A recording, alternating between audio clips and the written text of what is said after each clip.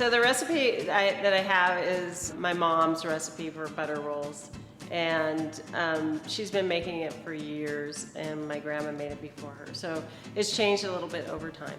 But it's a yeast roll recipe, which I think is perfect for the holidays. And it's buttery, light, and rich. So you start by scalding your milk.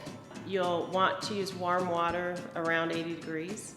And you can mix those two together and then mix in the dry active yeast, okay? And you're gonna let that sit for about 5 to 10 minutes till you see it bubbling, and that means that the yeast is alive and it's ready to work in the dough. After you see that bubbling, you can add your eggs and you can whisk those in, okay? I start with the liquid ingredients at the bottom of the bowl, and that helps release the dough and make sure stuff doesn't stick to the bottom.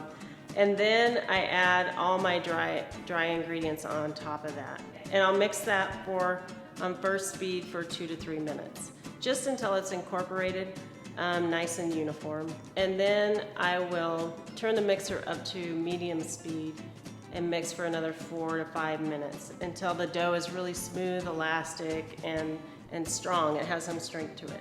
After that, you spray your bowl. You want a bowl that's about twice the size as your dough, and you put your dough into that bowl and you cover it with a nice clean cloth or some plastic wrap or something like that. That needs to rise for about an hour or so. You're just looking for it to double in size. You take some dusting flour and put it on your table, and then you dump it upside down, and you do what we call degassing, which is to gently let the gas out of the dough and make it nice and flat. There's 2 ways that you can divide your dough to get it ready for shaping. One is to roll it out and to measure it into squares. You can also weigh the dough out individually in 2-ounce pieces. After you've done all that, then you go back and you shape them. And there's 2 methods for doing that. You can either pinch it closed, or you can roll it by hand. Then we spray a sheet pan. We pan those up.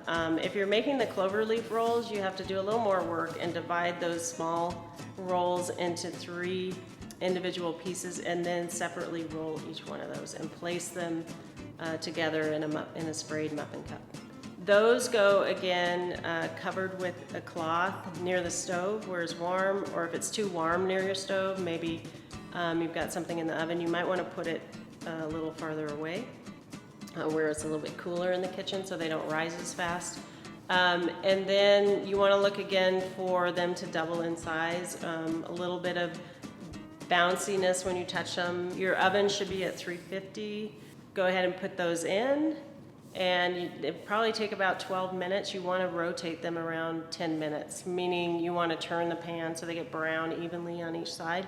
You'll be able to tell when they're done, when they're nice and brown. As soon as they come out of the oven, I brush them with some butter, some salty butter, and let them cool for a few minutes. That's it. Happy Thanksgiving.